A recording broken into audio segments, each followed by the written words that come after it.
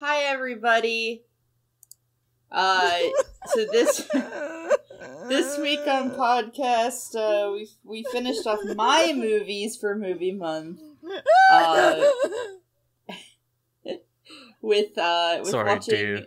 Perfect Blue. Dear's fish just died. Yeah. Oh. So really fun time. I have some trigger warnings before we jump into this. So we have trigger warnings for attempted rape, sexual assault, sexual violence, dissociative identity disorder, and stalking. So, lots of dark themes in this movie. I guess to start, what do you guys think I think of this film? I think you. I think like it. you love it. Yeah. What score do you think? 9 or 10. Oh.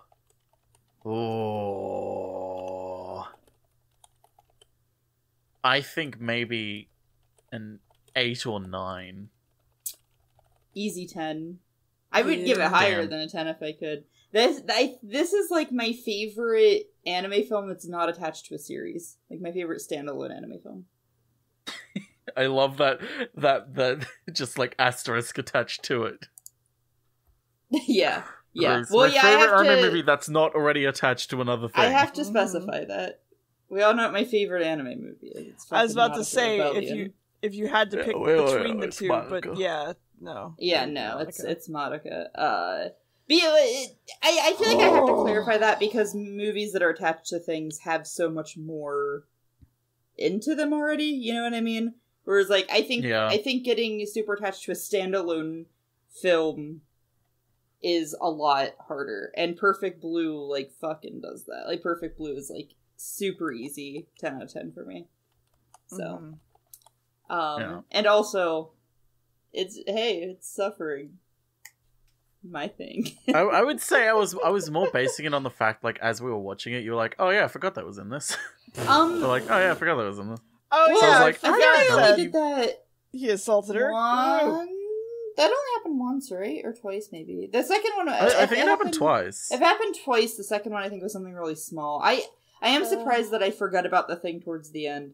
But while I love this movie like a ton, I haven't watched it in a while. It's been a hot minute. Normally I rewatch movies like right before podcasts. Like I will rewatch Grave of the Fireflies like a couple days before we recorded it. Yeah. So that's why I was kind of like, oh no, I kind of forgot a couple things. And so much happens in this movie visually and events. There's so much. So yeah, it's hard to describe a lot of it. Yeah. So anyway, talking about describing it, yeah, let's hop into the first half. You say good luck, dear. I think you're gonna have a way harder time. I'm gonna have the much harder problem. So I was gonna make the comparison to like Black Swan, like the actual movie. Funny you say that. Black Swan is partially based on this. Wasn't Black Swan going to be an adaptation of this? I believe so. Yes, okay. Black Swan and Requiem for a Dream both pull shit from this film. Yeah. Wow.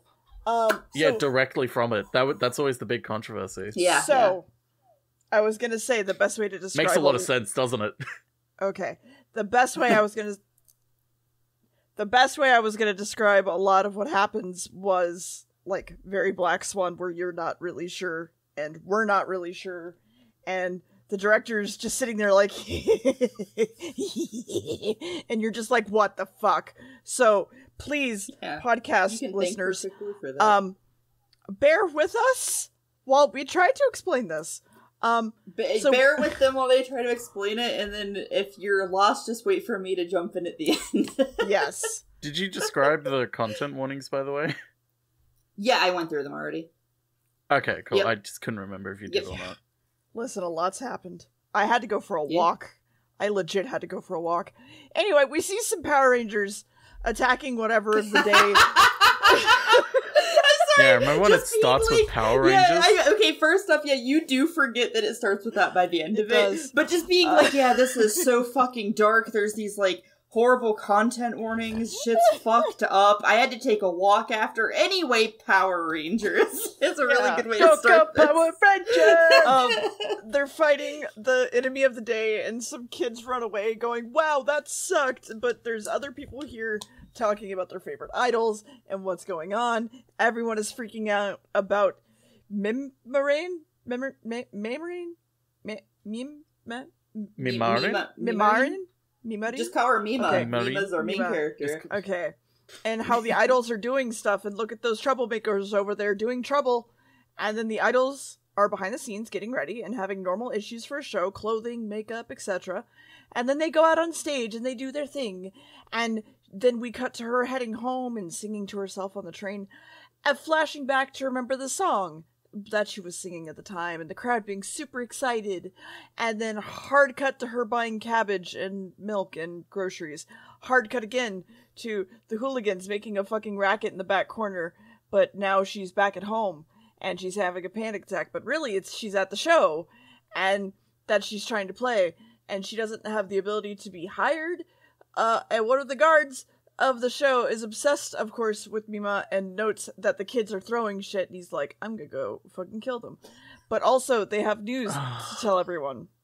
So Mima is leaving the idol group Cham, and it's interrupted by the hooligans fighting that one guard, and then fighting some other dudes, and then basically they just start shit, and the manager's like, I'm gonna cancel this show, and Mima goes, stop it! Stop! I just want to have a good time with you all. And then the kids just kind of leave because the beaten guard stops them from throwing something else, and they leave. And he's like, yeah, I did it. Mima is going to quote unquote graduate. And if you don't know what that means, that basically means she's leaving to do bigger, better things. In some cases, it does mean that you are fired, but they just like to put a nice spin on it. And then we sing a totally different heartfelt song that doesn't feel like it comes from her voice actor, but it's fine. And then back to her heading home, and also all her fans and etc. when she's physically leaving the venue are freaking out, and she gets some letters from them, and she's like, oh, I like you all, thank you.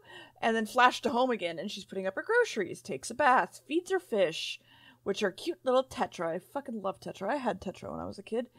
And then we'll talk about that in the Noff podcast because I felt awkward talking about it. And then just laying face down in her bed, and then there's talk about a fucking earthquake in another town that, like, killed 200 people. So, there's that. That's okay. But then she's like, I'm distracting myself, and removes all the Cham-related things in her room, and she's like, I'm ready to move on. Back to the letter with the heart on it, and she mentions it looks into Mima's room with a link in the letter, which you can't click a link in the letter, which is dumb. And she's like, I don't understand what this is. Because at this point in time, the internet is a new fun thing that people don't understand. This movie came out in 1997. Yeah. I was born that year. Oh, Jesus Christ. 2 years I was old. 7. I was 7. 7, wow, 8. you old bitch. No. You little bitch. Fuck off. Anyway. The phone rings, and it's her mom, and they just have a conversation that's pretty straightforward. And she's like, yeah, I know, I wanted to sing, but, like, I also want to be an actress, and then she gets another call and just hears on the other line, and she's like, oh, that's weird, and just hangs up and doesn't think anything do you want me to do it? Go ahead. I can be a creep. Go ahead. Hello? Who is this? I'm hanging up now. Click.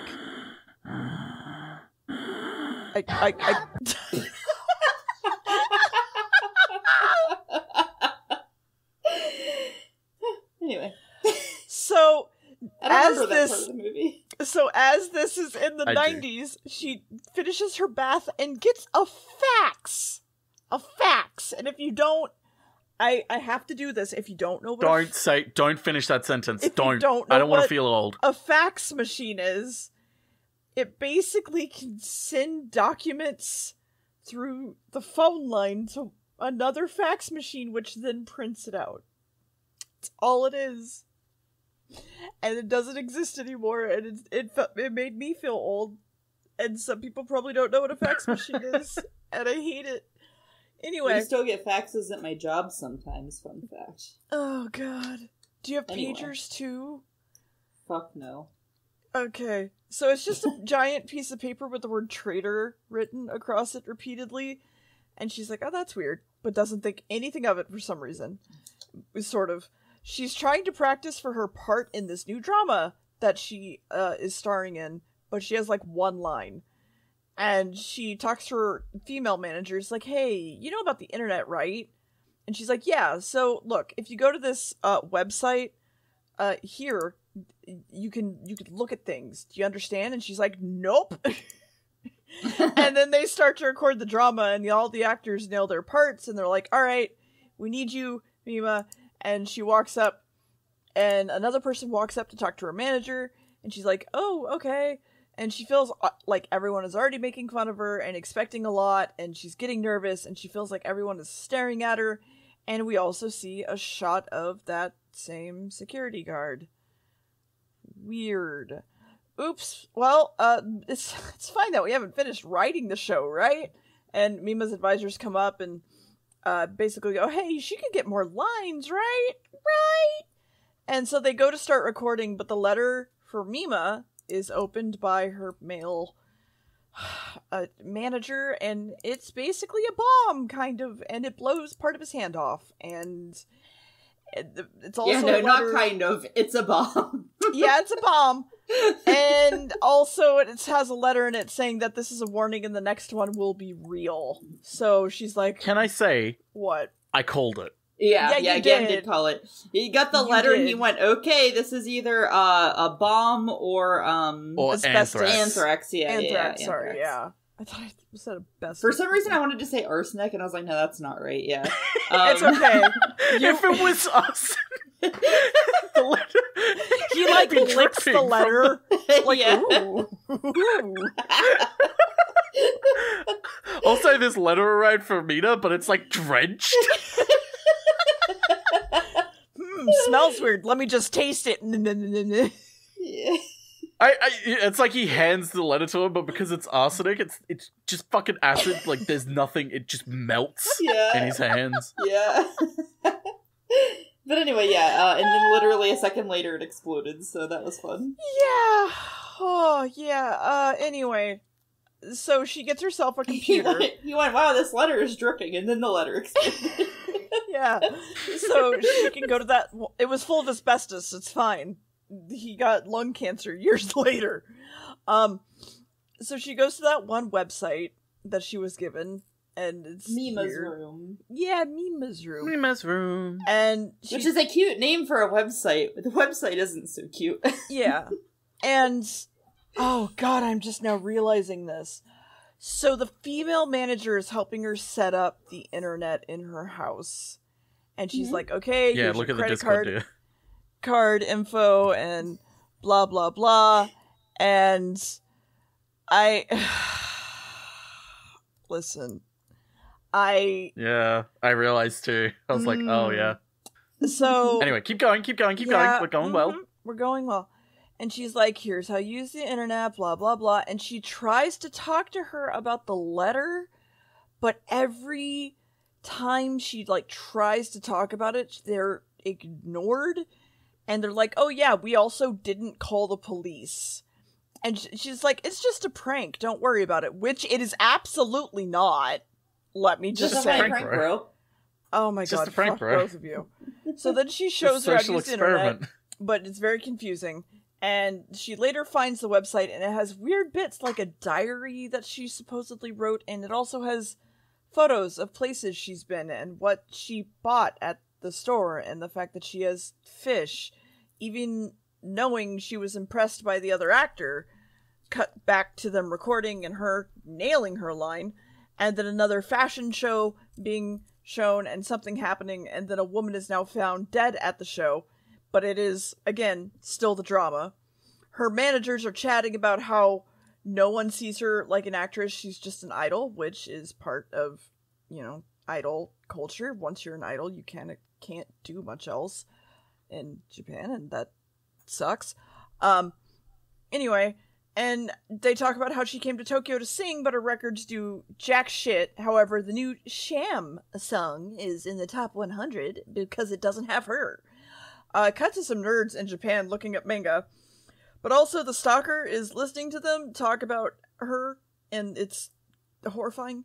We also see an ad about making websites as we ride the train, but also we run the fuck out of the subway because she realized that the diary was like, and I stepped out of the subway on my left foot, and she's like, oh fuck. How would they have known that? And she tries to subdue her fear, but she also walks past all the photographers who try to chat with her and ignore, and they're like, wow, fucking actresses. The stalker is Bitch. also there.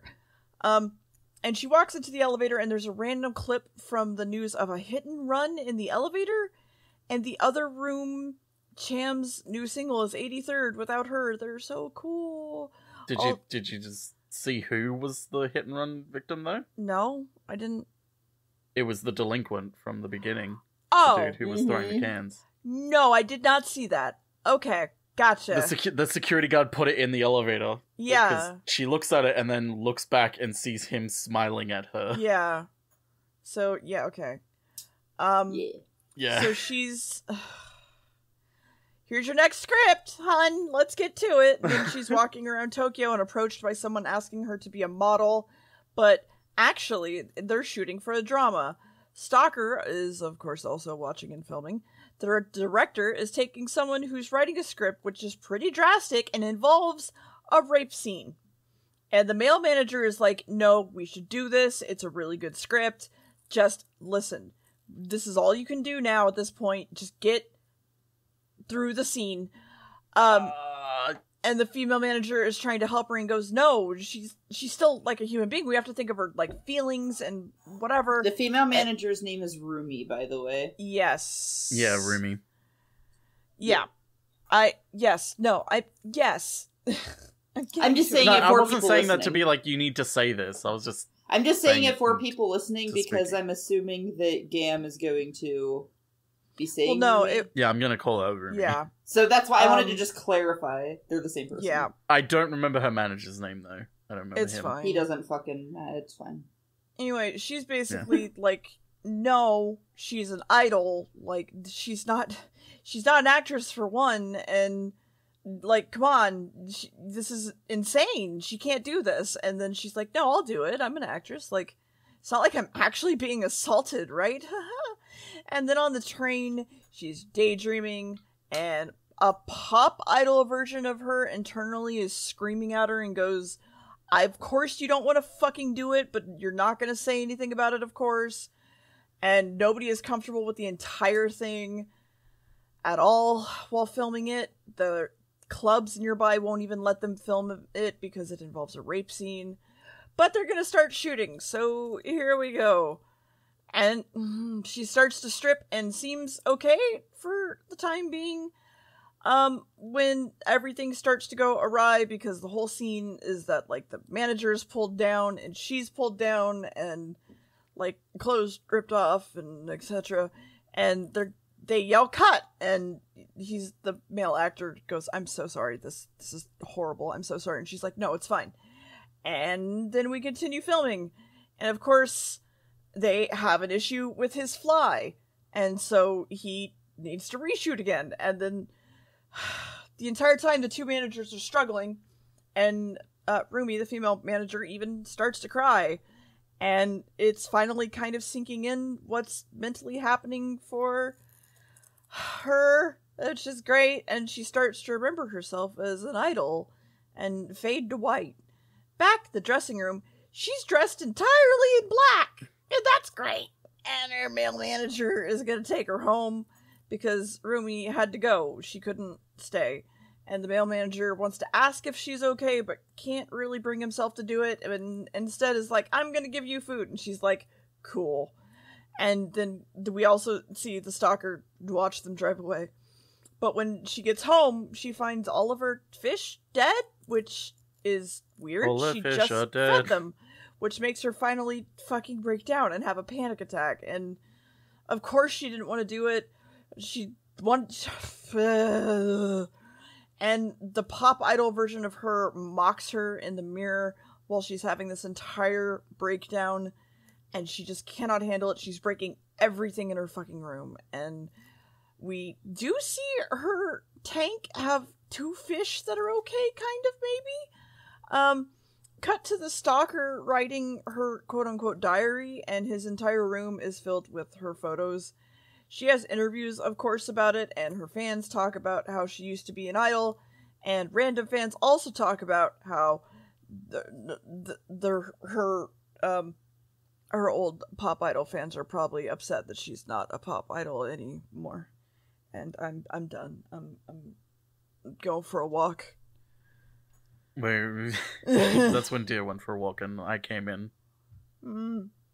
So, while they're talking about it and being like, you know, sort of mocking Mima and being like, oh, her fans probably, you know, they'll get used to it, like, whatever, like, they're probably really disappointed.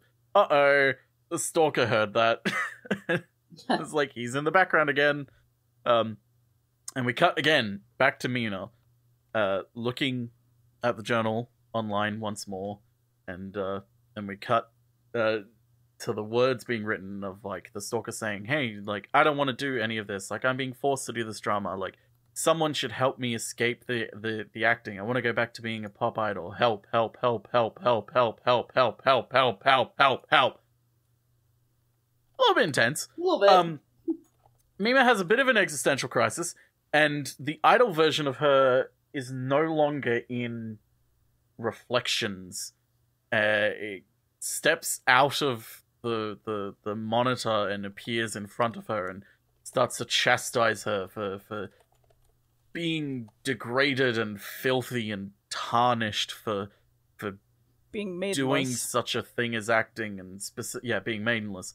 Doing such a thing and doing these things in acting when that's not her. The real her is this pop idol, and she's, you know, going against herself, and, you know, like, this is, like, no one would want you anymore. You're filthy, you're used and disgusting. Like, this is the real me. I'm what people want.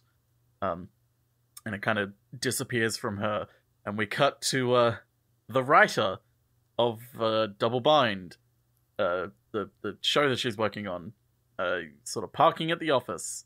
And as he parks, his parking spot has the picture of Double Bind taped to it with blood, or what appears to be blood, all over the parking spot. He grabs and is like, huh, that's weird, and you can hear vague music in the background. Oh, I wonder what that music is. He sort of gets a little bit unnerved and is like, who's there? No one's there. He walks to the elevator, opens the elevator, and there's a bit of a boombox there playing sort of the Idol song from the beginning. Yeah, Cham. With Mina. Cham. It's like spam, but Cham. With Mina singing it. We cut to the elevator opening once again, further up, and he is dead. There's blood everywhere, and his eyes have been punctured, let's say. Pokey poked right out of there. Gouged out. Oh, hokey pokey, his shabribi grapes are gone. It's a kebab now. Oh, yum yum. Oh, grape kebab. We cut to the next day, and everyone talking about it. The fans from earlier talking about it as well, and being like, "Oh, whoa, what's this? Like, this is pretty fucked up that he's dead." And we cut to, and, you know, reading about it on Mima's room. We cut to the agent driving Mima away, driving her to the set, and saying, "Come on, like, stop being so glum. Like, you need to act happy." And she looks out the window and into the traffic and just pretends to smile and, like, says, like, everything's okay. But as she does it, she sees her idol self in the car next to her, and her idol self is mouthing something, and she realizes that it says, "Serves you right." As the car stops, she gets out of the car and goes to try and chase down the car, but the agent falls to her and is like, "What are you doing? Like, you okay? Get back in." To say that she's losing her grip is a little bit of an understatement. Yeah. A lot's going on. We cut to the Cham girls performing, and there's when I say this is kind of one of my favorite shots in the movie, I have to describe why. This was, I think this specific scene was where I was like, okay, because I'll be honest, in the first half I was like, this is alright, but I'm not really seeing anything. Then it started to pick up and I was like, okay, this is pretty good. This scene is where I was like, this is really good. Yeah. Because we have Cham performing on stage once more, just the two of them. And juxtaposed with this is cutting to scenes of Mima being photographed by, who we're told, a photographer who's, a bit of a pervert. And he gets women to be a little bit more risque than, what is comfortable.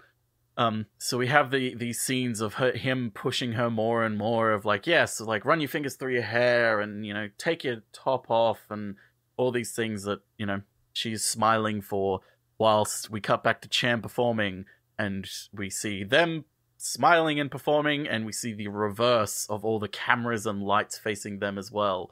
And it's this sort of great sort of juxtaposition of like this entire movie, this entire movie, all these female characters, it's all about objectification, and like this sort of like how like these women are being put on display in different ways, specifically of like they are objects to be desired, they are objects to be admired and beloved in different ways. And I love how the movie kind of plays with that and twists it into kind of showing the reality of what that does to people. Not just the women, but also the men as well. Yeah, that's describing that while it's going on. She's fully nude at one point as well. Like the clothes go fully off, so it really goes there. Oh yeah. Oh yeah. And it's pretty intense. We cut back to the stalker writing more in the journal, and as I noticed it earlier, but I didn't realize like that's what they were going for until this moment. As you hear Idol Mina sort of talking about what's being written in the journal, he is mouthing it. He's the mouthpiece. He's the mouthpiece of Mima's journal, and what he says is what she's saying. Sort of like this idea that the image of the idol that's sort of being seen in the reflections and is kind of haunting her isn't just her. It's also being built by these other people who were so invested in her. And it because it all fuels back into her because she keeps reading that journal. We cut the things that she's saying are things like, I want to perform, but that imposter is in the way. Like you should get rid of her. And it's like it's the moment when the fan turns fanatical. Yeah. Because he realizes that in order to save his idol Mina, he has to stop the imposter Mina because she's ruining the idol in his eyes. She's going and doing all these things that are ruining the image. She's acting and she's stopped singing and she's trying to be more risque, and it's like, this isn't her. She needs to stop. She's tarnishing this image, and the end point of that is always, so I need to kill her, which I felt was a really good way of showing it. And as he sort of ticks into it, the idol her sort of holds him and is like, you're the only one that I can depend on. And we cut to Mima acting again, and she sees the stalker while they're acting, and she sort of gasps. And this is when things fully fall off the edge. She's acting with I don't remember her name, the woman who plays the psychiatrist on the show, and everything to do with the show very much is in tandem with what's going on in the movie, which is an extra layer of like fiction blended with reality. Of the psychiatrist talking about specific things of, you know, illusions aren't real. They can't come to life and hurt you. All these things, like, you might be seeing things, but they can't be real. And it's like, wait, is she talking to Mima? And it's like, wait, hang on, she's acting. That's, yeah, whoa, then, okay, we're in a scene. She specifically is like, is this the scene where she says, illusions in the rain. can't, yeah, it's like, yes. illusions can't hurt anybody, and then she's like, what if that illusion possesses someone, though? Is like the quote. That comes further along. Oh, that's further along. Comes further along. Okay. This is just her talking about, like, hey, the illusion of Mina. Yeah, okay. But she's not obviously talking about that. She's talking about in the show. Mm-hmm. This is going to be a little... I'm going to try and keep this as straightforward as I can, I promise. Right. Because we're about to go off the fucking deep end. She sees the stalker and Gus, and everyone's like, cut. Whoa, Mina, are you okay? And she's like, yeah, sorry, they thought I saw something. And we cut back, and the stalker is gone. We cut back to her going to the studio, being driven to the studio to visit the other two Cham members, because, you know, it's been a while. She hasn't been able to see them in a while. When she gets in the room as they're recording their podcast, their true crime podcast. It's not a true. They're just recording like a radio show. We see 3 mics set up, and she's in the booth behind the window and looks through and sees Idol Mina sitting with them and chatting with them. And she has a bit of a breakdown. And Idol Mina looks at her and then walks out the door and starts dancing away. And she chases her down and runs after her, knocking people over, running downstairs, tripping over stairs. She does everything to try and chase Idol Mina, who is literally just prancing around, like hovering through the air, elegantly getting away.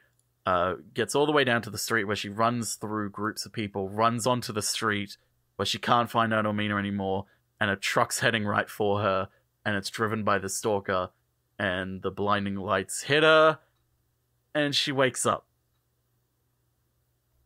And as she wakes up, we hear Rumi is there, and sort of talks to her, and is like, hey, like, we, with these letters and everything with the stalker, like, are you being harassed? And she's like, you know, I think everything's okay, like, I'm not too certain about it. And then a hand gets put on her shoulder, and, oh, wait, hang on, she's actually still on set with the psychiatrist woman. What's going on? And because she says Rumi-chan, and then the psychiatrist is like, what? And then they go, cut. Are you okay, Mima? And she's like, wait, what? And then they go, take 2, and she wakes up again. Yeah. And we cut to her seeing Rumi again. And she's like, was this real? And she's like, well, I was here yesterday. Like, I haven't seen you in such a long time. It's like, I was here yesterday, Mima. And she's like, was that real? Did that really happen? And she's losing her grip on reality. And Rumi hands her a cup of tea, and she holds it in her hands, and she sort of just shakes it there, not knowing anything anymore, and she breaks the cup in her hand, and blood all over her hands, and Rumi's just like, are you, like, what is going on? Like, are you, like, why, you're bleeding, like, you okay? And Mima just sort of looks at her hands and is just like, is this blood real? Like, this blood is real, isn't it?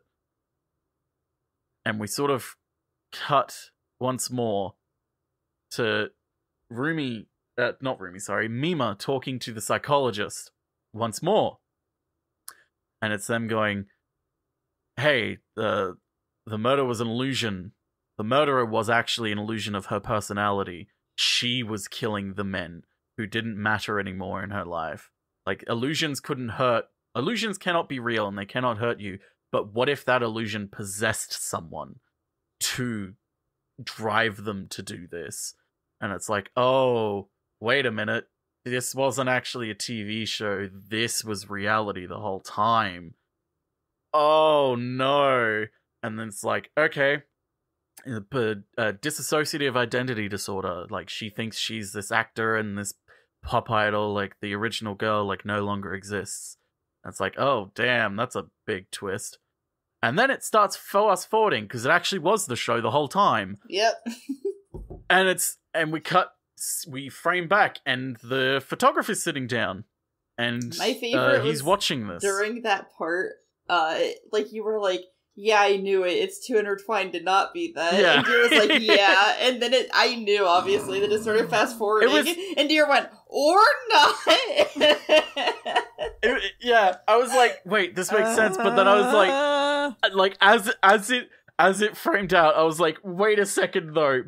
And then it framed out, I was like, okay, cool. That makes sense now. Because I was like, it's like, it's a good twist, but it doesn't really mean anything. Right. Not without the context of it, which we'll get to. So the photographer's sitting there, and he's like, oh, cool, like, TV show. And he gets a knock on the door, and it's like, oh, cool, pizza delivery. And he's like, how much do I owe you? And the pizza delivery person just sort of stands there, and he's like, man, you're a pretty awful pizza delivery guy. Bends down to pick up the pizza, and the pizza delivery person pulls out a screwdriver, and whoop! Straight in the eye! Cue a scene of the photographer getting murdered. We cut to the next morning, who, by the way, this didn't happen, because Mima wakes up again. Well, take 3, we hear take 3 in the background. How the murder went down, like what it showed us. Oh, well, well, okay. Because that's literally the most iconic scene in the movie, is Mima Okay, I'll go into detail. Yeah. Well, okay, so well, not just that, also everything in the background. So exactly. So, cue stabbing of the left eyeball. Screwdriver comes out. The photographer screams in pain and walks away to run towards the phone, and is stabbed in the back, and then also stabbed in the hand as he grabs the phone. He falls on the ground, and in the background we see the TV shot of, in the TV show, the character with the screwdriver killing the men, as we see the pizza delivery person's hat fall off, and it's Mima. Yeah, the projector is like Mima smiling, facing off to the side, and that's projected onto Mima, who is stabbing him. Yeah. Specifically, that image of Mima stabbing him. And it's like, oh, fuck, Mima's actually the killer this whole time. It wasn't, the stalker, it's actually Mima. Yeah. And then Mima wakes up and we hear take 3. And every time she's woken up, her room's a little bit more disheveled. And we're like, oh, fuck. Like, oh, okay, so that wasn't real.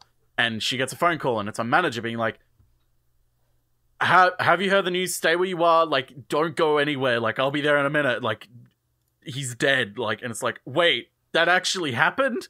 And she's like, whoa, hang on a second. And she checks her closet. And there's a bag in there. And the front door bell is ringing. And she looks in the bag. And it's the pizza delivery outfit, covered in blood. And she realizes, that wasn't a dream. She killed the photographer. She goes to her front door, packs up the bag, and freaks out, goes to the front door because her manager's here. And oh no, it's the press. Being like, hey, do you know about this? Like, how do you know about this? Like, was there a love triangle? We heard you were in a sex scandal between all of you. Like, what's going on? Is it, like, all of this? And cut to her waking up again. She's awake again. But hang on a second, this is different this time. It's different this time. Is it though? Is it though? Because this time she wakes up and psychiatrist lady is there again, and you're like, wait, what is actually going on? And they're like, cut, and she's been filming the final scene for Double Bind, the show. And it's like, wait, what's real? What's not real? And it's like, hang on, is this going to cut back again? And it's like, nope, they're all cheering her on. It's like, you did it. Like, everyone loved it. That was amazing. Final scene, everyone can go home. The manager and Rumi walk out together, and manager's just like, hey, where'd Mima go? And Rumi's just like, oh, I think she was still inside. Like, I'll wait here for her. I just like, okay, cool, I'll go then. We cut back to Mima, who's inside, and is getting ready to leave, but she sees she... Oh god, do I have to describe this? Yep. She sort of walks around a little bit deliriously, sort of still like we are, not really knowing what's real and what's not anymore. And her stalker walks up to her, and as he's facing her, hand on mouth, that's when the trunk slams down. You're like, oh god, she's in the trunk. Wait, nope, she's not. That's just the manager being like, okay, well, I'll go, you stay here, I guess. And we cut back to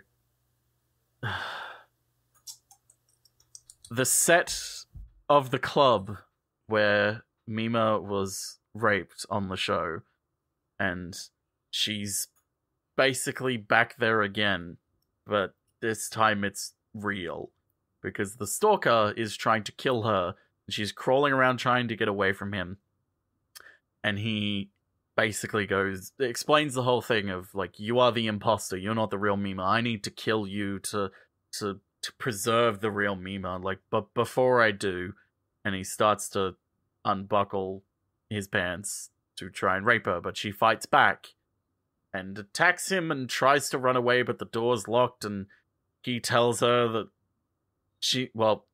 a little bit of brevity, when she did that, Deer was like, good girl, run! And she started running, and then immediately the stalker was like, bad girl. Yeah. And I was like, this is a bad time to laugh, but god damn it, that was hard. funny. I was trying not to laugh. I was trying so hard not to laugh, because it was literally just like, good girl, bad girl. Yeah, it was so close together. I was literally, like, trying so hard not to make a comment, too, and I was like, I can't, the scene's, like, way too fucking intense. Yeah, it's way too intense. So she's fighting back and doing everything she can. He's holding her down. She falls down the exact same way that she did when she was in the scene, being raped on the show in the scene, with her head falling over the edge, and it's pretty intense. She spies a toolkit though on the floor, and as he goes in to finish the blow, she whacks him in the head with a hammer, and he falls over and collapses on the floor. She sort of gets up and stands there for a second and just runs out of the room. And can I say, not knowing what to do? Because he falls on the show, she had murdered someone, and her character did. And the director was like, okay, after you do this, like, breathe heavy, you just killed someone. And the stalker in the scene falls in the exact spot where the dude lays when she quote-unquote killed him. And she's standing over him, actually breathing super heavy now, because the thing actually happened. And I love that little, like, I don't know. The whole movie does shit like that, but that's, like, a really good little touch. Yeah, that's a more subtle one that's throughout it. But yeah, the movie really does that throughout the whole fucking thing. Oh, yeah. Like, nearly every one of the, like, directions or things to do with the show come back in some form. Yeah. Or are running parallel with what's happening. Yeah. But Mima's sort of walking around the studio, sort of just leaning on the wall, as Rumi's just like, hey, where is she? She goes back to look around and finds her disheveled with, like, her shirt ripped and everything, and takes her back, gives her new clothes and takes her back to the stage where the stalker's gone. That's not good. And Rumi's just like, here, I'll take you back to Mima's room. And they're sitting in the car, and Mima's just, like, sitting there, just, like, dazed out of her mind, just trying to figure out what's going on and trying to stay stable. And she wakes up again in her house again, but things are a little bit weird. But Rumi's there, though. She's like, Rumi, are you there? And she's like, yeah, I'm here. And it's like, okay, so this is still continuing, like, this all still happened, like, everything's fine, like, Rumi's here, I have my anchor, everything's fine. She's like, oh, I should call the manager. She goes to call the manager, and we cut to his POV. Manager's eyes have been stabbed, and you see his body slumping down next to the stalker's body, because he's dead as well. And she's like, I'm not getting a response. And she hangs up, and we realize, wait a second, the fish in her tank are alive. Uh-oh. She looks out the window and sees a completely different landscape. This isn't her house. And that's when it's like, wait a second. Hey, Rumi. And Rumi walks in. Mima walks in. Idol Mima walks in a new idol dress. And we sort of see a mirror next to her. And it's revealed that the idol Mima has possessed or has been all along Rumi. And it's like, oh! And this is when we realize, like, the real Mima that was emailing the stalker every day was Rumi. Because Rumi believes that she is the idol Mima. And this is the continuation of, like, because, you know, she told the stalker that she needed to, that the real Mima needed to die to preserve the, so she's going to fulfill that now. She pulls out her screwdriver and tries to kill her, but Mima sort of just falls out the balcony and tries to I think it's crawl across to somewhere else. Yeah, it's an ice pick. Yeah, I thought it was an ice pick too. I was like, was it a screwdriver or an ice pick? It's an ice pick, yeah. Okay. On the show, it's an ice pick. In real life, it's a screwdriver. So that's why I was I like, think it's okay, an ice what pick in was both. it? No, it was a screwdriver at one point Was it? in the movie, wasn't it? I'm pretty sure it's didn't always think been an so. ice pick. Yeah. I thought the pizza delivery one was a screwdriver. Nope. Because it looked more round than an ice pick. Okay, I don't well, it think could be so. an ice pick. I'm pretty all sure along. it's an ice pick the whole time. Because that's Anyway. because in the movie set, yeah, she uses the ice pick. So it's Yeah, in the movie it's set, to it's an help ice you pick, like yeah. also kind of believe it's Mima. Yeah, Since that's yeah. like a thing. But So, anyway. she's crawling around trying to, you know, climb across to a different balcony, trying to get away, but she's being slashed at. She throws herself onto the opposite roof. But Rumi, as Mima, sort of gracefully falls down onto the roof after her, and cue a chase with Mima screaming for help and sort of Rumi following her, but it's sort of, we only see idol Mima the whole time. At one point, she's being, like, chased with an umbrella that Rumi had until, you know, Mima's been cornered against a shop window and sees idol Mima / Rumi walking up to her, and she moves at the last second as Rumi sort of stabs. As Rumi stabs her kidneys, by the way, because she has been stabbed twice in this scene. I didn't mention it because there's a lot that happens, but she gets stabbed in her upper, like near her collarbone, and then she gets stabbed again in the back in her kidneys by like a sharp umbrella. And Rumi breaks the shop window glasses, and Mina backs up against the wall. And by the way, during this scene, that you only see Rumi as Rumi in the reflections.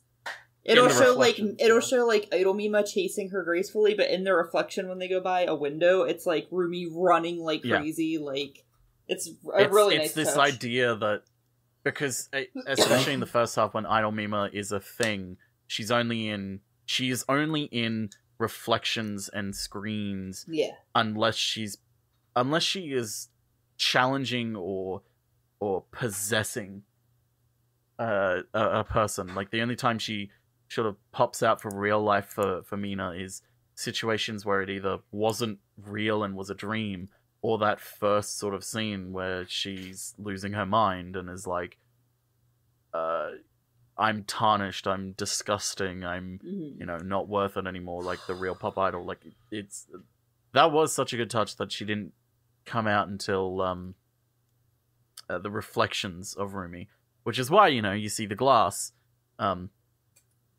of the shop window appearing, Rumi's reflection in it, and idol Mima goes to Mima and gets ready to finish the job, and Mima desperately tries to like grab onto her head and push her away, but she ends up only sort of disheveling the Mima wig and knocking it to the ground, and Rumi sort of stops and is like, oh no, my wig, and goes after it, but because she's so focused on being Mima, she doesn't fully realize that getting the wig means puncturing herself on a heap of glass that she just grabbed, and it punctures her and blood goes everywhere, and she's just stumbling around until she falls onto the road as still Idol Mima.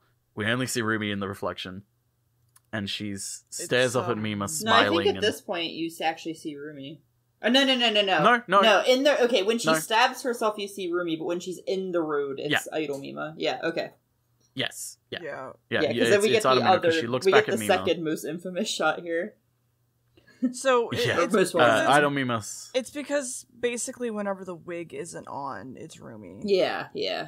Because it's not because it's not real unless she has it all. Yeah. Even she wouldn't see herself as Idol as Mima unless she has the wig on. Yeah.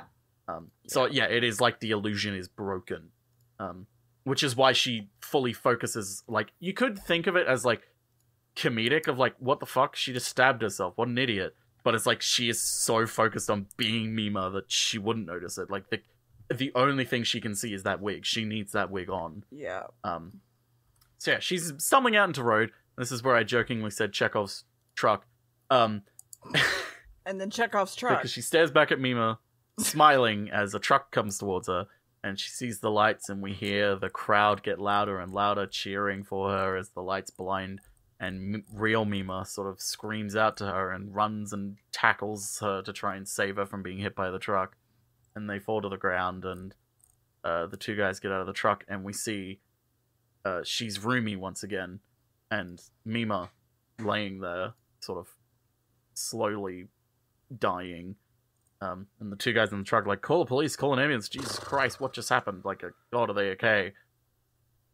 And then we cut. then we cut to the future, and we see Rumi holding some flowers and singing the song from the beginning that Mima was singing about, love and receiving flowers. Like, she's sort of just singing it to herself. And we realize we're in a mental institution that Rumi is in, and we see Mima visiting, and it's like, oh, I didn't expect you to. Is it what? Surprisingly. Oh yeah. She's they're just like, oh, I didn't expect you to be here. Like, she's doing okay, and Mima's just like, I just wanted to check, and she goes to leave, and the two nurses spy her and are like, wow, is that the real Mima, the famous actress? Like, she wouldn't have any reason to be here. It can't be her. Shut up. Like, it's got someone just looks like her. Yeah. And Mima just sits in the car and looks into the rear view mirror, and we see the real Mima, but also Idol Mima, just stare at the camera through the reflection and say, I'm the real Mima. She says, no, I'm real. Which... Yeah, no, I'm real. Yeah. I believe that she says something completely different in the dub, too, which is fun. We don't really talk about the dub. It's fine. Anyway. Yeah, so this movie is a lot. It's a commentary. It's partially a commentary on idol culture in Japan, which is fun. Oh, absolutely. But obviously it's also very much about identity, which one of the things that Satoshi Kon has said about this movie is that he was trying to show, he said, quote unquote, there's a gap between the image people see of me and what I see of myself. Perfect Blue is about the tragedy caused by that gap becoming too large. And you see that, like, in the different characters. So you have, the stalker, who, he is very much, like, a big part of the idol,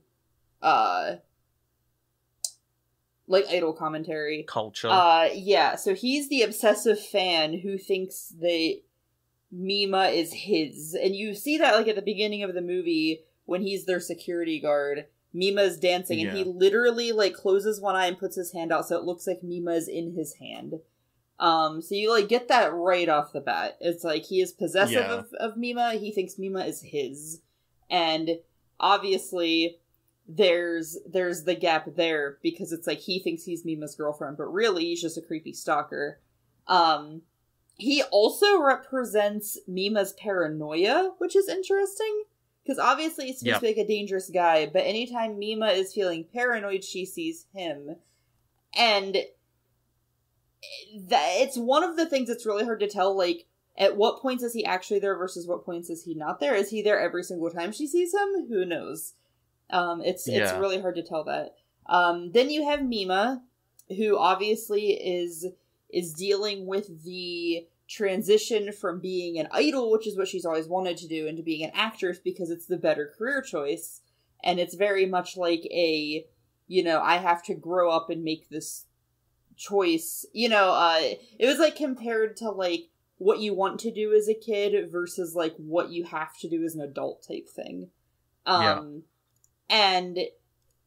so there's that gap there. And then on top of the increased paranoia, obviously she starts to, like, lose her mind. She starts to see the image of Idol Mima, who is basically just, like, her two selves fighting each other, right? There's, like, real Mima, and then there's, like, the part of her that's like, I should have stayed an idol, I should have done this. Then you have Rumi, and Rumi, I think, is the most interesting character to talk about in this. Rumi used to be an idol. She loved being an idol. She grew older. She couldn't be an idol anymore. So she started being the manager of idols. And she lived through Mima. Like, Mima was like her...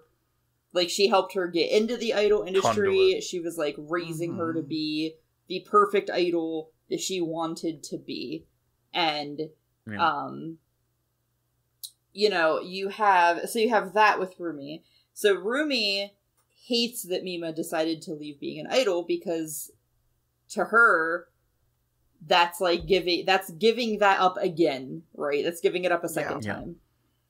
So, she starts like first off, she's very vocally against Mima being an actress at every moment. And is kind of the one that puts a lot of stuff into Mima's head, like mentions, you shouldn't be doing this, blah, blah, blah. This is going to, like, tarnish your image. She's a pop idol, even though Mima has chosen to give that up. So then you have Rumi obviously creating the Mima's Room blog where she can act like she is Mima in that moment. And she starts, communicating with the stalker, whose username is Me-Mania. That's what we know him by. Anyway. Yeah. So Rumi convinces herself that she is the real Mima, and there are a lot of moments where it's... Because, like, Rumi is... A lot of people think that throughout the whole thing, every time you see Idol Mima, it's actually Rumi, which isn't the case. No, it's the not. only time where it's, like, questionable, to me anyway, is, the scene where they're, like... where Cham is like, Mima's gonna be back on the stage, and it shows the two girls dancing, and it has, like, Mima in between them, and the crowd's, like, reacting. And the two... The crowd and Cham as well. Yeah, Cham is, like, looking like, very with it. concerned, So there's a lot of question on if that was Rumi, in that moment, think it was. dressed as Mima, which... is interesting to think about, right? Because it's like, a lot of fans probably would kind of be excited if Rumi came back as an idol for a song. You know what I mean? Because Rumi was a big idol. So it's, like, really questionable, like, as to what that really was, right? But that's the only time, aside from the end of the movie, that Rumi was Idol Mima. Like, that's the only other time it could have been. So Rumi, like, fully convinces herself that she is the real Mima. And then, we have the whole fight scene and everything, and, during that fight, whenever Rumi says, first off, she calls Mima a dirty old imposter, which is just kind of describing herself, right? She wants to be young and beautiful Projection. and an idol, and she's not those things. So she's like kind of pushing that blame onto Mima now. And Mima says, I'm the real Mima. I don't care. I am who I am. And that's like a huge moment for her character, right? That's like the moment where Mima finally accepts herself, right? And I feel like normally in movies that happens in like a really good feel moment, but it's not. It's like in this life or death moment, Mima decides like, no, I am who I am. Like, I made these choices. I am me. Mm-hmm. Yeah. So then you get the end of the movie where Mima says, you know, like, they're like, we're surprised you visit Rumi. And she's like, you know, she made me who I am today. Which is true. Yeah, like, she she made got me her into the idol industry. She helped her, like, really with the acting, even though she didn't really want to. And then there was, like, that whole thing where it's like she was pretending to be her and made Mima realize, like, no, I am okay with who I am. So, yeah, when she's leaving and she looks into the rear view mirror and she's like, no, I'm real. It's because she's finally... The real view mirror. Yeah, like the real view mirror, yeah. But no, she's, like, finally accepted in that, like, she is herself now, right? Yeah, like, she's even herself. the imagery of it being a rear view mirror, like, that shit's behind her. Like, she is looking forward. Yeah. Quite literally. I get it. Behind her. Yeah. So yeah, a lot happens in this movie. It's really fucking good. It is. It's really intense in a lot of scenes.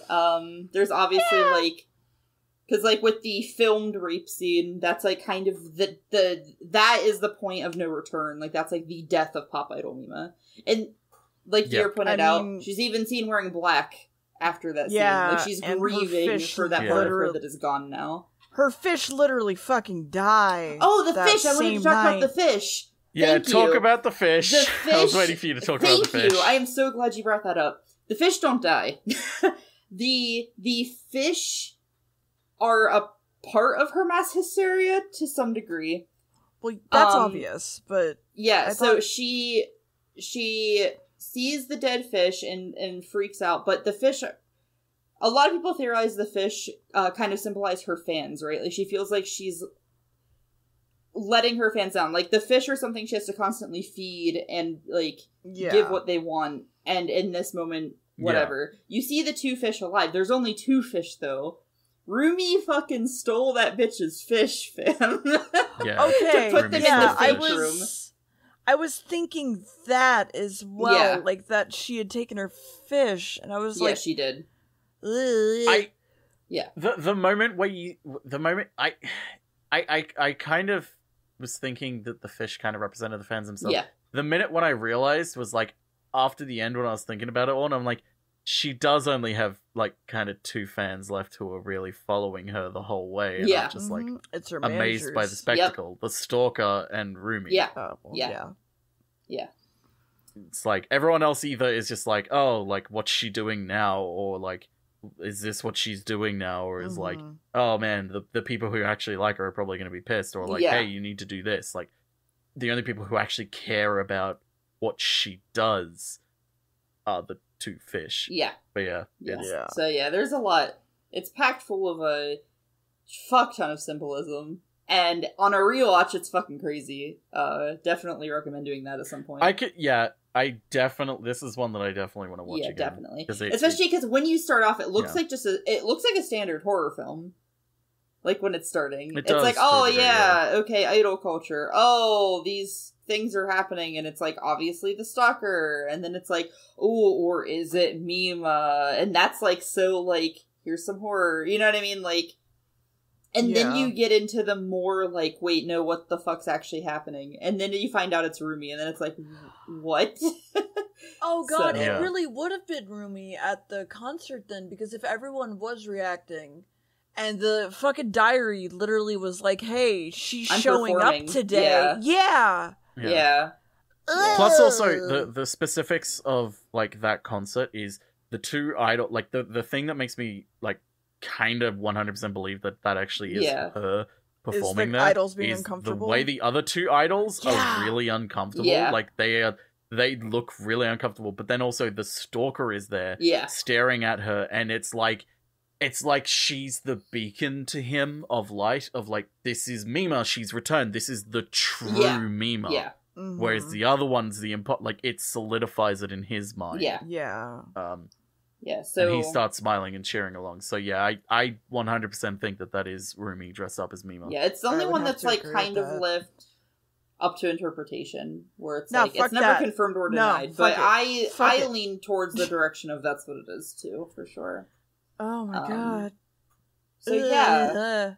fun shit. Anything else you guys want to say, or do we want to get to scoring? Is that your score? 10.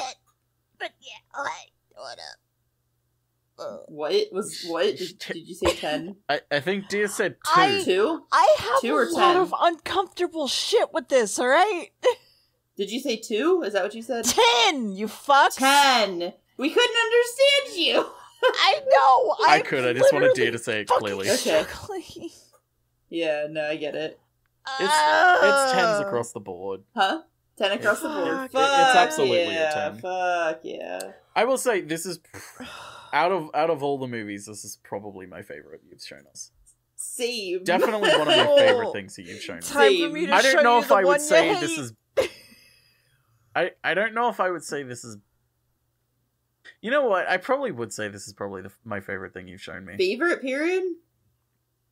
Probably, yeah. Out of like the other 44 things you've shown me, I think Even this is probably Madoka? my favorite. With like, Even Madoka? that's what I was thinking. I was like, I don't know about Madoka. Like, Madoka's probably like a really close second. Interesting. Like, Wow. really, really close. We've I think the actually only reason I would beaten say like this Madoka. beats Madoka is because Madoka is a lot more of a time investment than this is. Madoka Like, is like if I wanted to be like, oh shit, you want to see something really cool? Like, I'll show you Madoka, but it's like, oh, that's gonna take a long time. Where it's like, you want to see something cool? Here's Perfect Blue. Yeah. Hour and a Madoka half. to me is like easy peasy, way better than Perfect. I love Perfect Blue with all of my heart. Madoka is like, there's no comparison. fucking me. Madoka. Yeah, I think it's purely just because of the time That investment makes sense. for me. That makes sense. It's like, this is easier to show someone than Madoka. Yeah. I do it anyway. Yeah, you do it anyway. Madoka. Hell, I show people fucking Monogatari, okay? We still have to do this. I want to, like, the only reason I'd want to, like, spend more than a month in America is purely so I can spend, like, a shit ton of time just binging Monogatari with you. It's so fucking good. But yeah. So anyway, I'm glad that you guys enjoyed this. Enjoyed Cool. question work. It Next was a fun time, I'm gonna show you something completely fucking different and kind of in bad taste compared to this. Bender's big game? Dead Leaves. Dead Leaves, which I have not seen, so that'll be really fun. Yeah. Can't wait. Are we gonna... Is this gonna be painful? No. Maybe for you. I mean, it's just a fun fucking ride. Oh. It's a ride. It's I consider it a Imaishi, ride. so I'm here to Yeah. watch it.